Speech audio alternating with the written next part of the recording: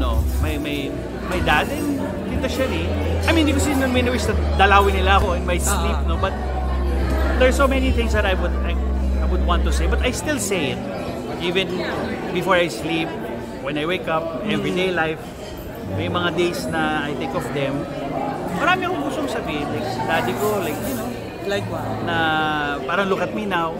If it wasn't for you, I would have been, you know, who I am today. Same day with my Tita Sherry, na parang gone too soon, ganon, yung parang everything is okay. We are all okay.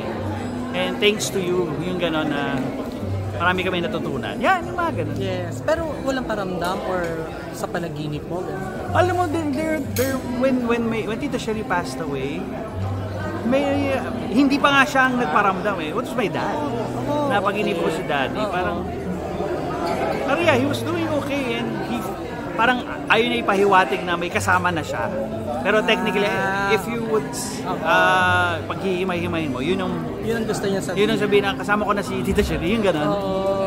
Pero yeah, may mga moments na it was a good dream. Regardless, good dream. Kahit malungkot man.